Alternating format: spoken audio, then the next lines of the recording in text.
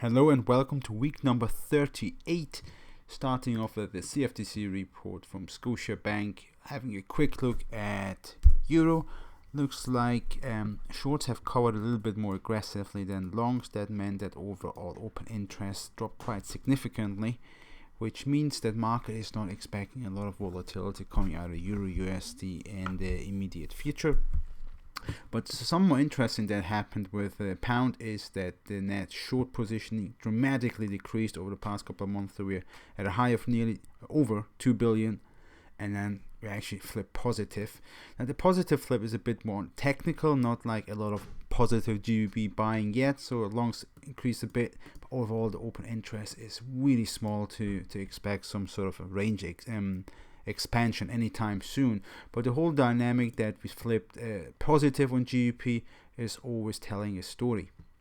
On the other currencies didn't experience a lot of movement either, so a little bit more short covering. I believe it was on the Kiwi, and on the Aussie you can see open interest drop as well, and net positioning a little bit more aggressively in the minus.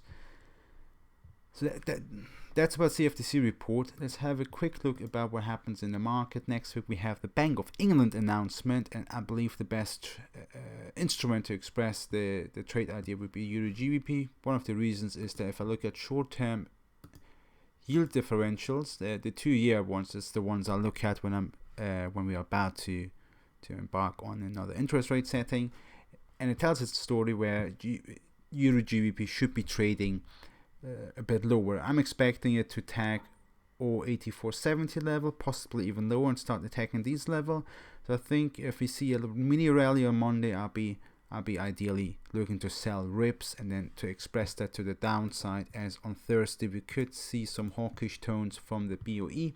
Another currency I'm looking at, which I think can see a lot of two-sided good action, is AUDJPY. I believe AUDJPY has got a good shot at dropping to 78.85 in the next week, as the indices across the globe went quite negative. AUDJPY is getting hit on the back of that, so I really like to see that come down a little bit more. The problem is why I'm not too aggressive on this yet is because yields, so if I look at 10-year yields as a benchmark overall, are climbing and it's looking quite positive. Created that sort of a ceiling here, has not went past it, but if it does, that means yen pairs could suffer and that AUDJPY pair obviously move up as well. So that's something I would keep an eye on. Next week on Wednesday we also have the FOMC meeting. It is difficult to see where it's going to trade looking at it now.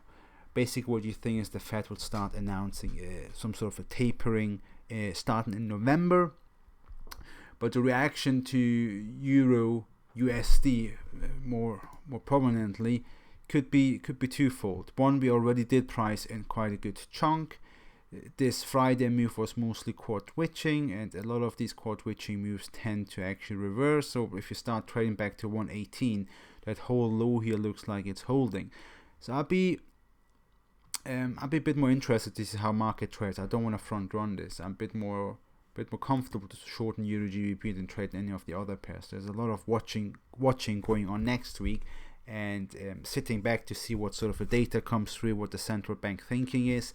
Overall, the whole mechanism right now we have in the market is where a few of the central banks are looking to hike, like the RBNZ and possibly the Bank of England, and everybody else is doing pretty much nothing. So I prefer to express my bullish views in one of those currencies to see if I can catch some more upside until the flip of this month, and start in October we're going to have some fantastic volatility hitting market again. That's where I want to get a bit more aggressive. But for this week, sitting a bit low, watching EURGBP, if I can get a short on that, and then also on Wednesday see how EURUSD reacts to the taper announcement. That's all from me. Wishing you all a successful week.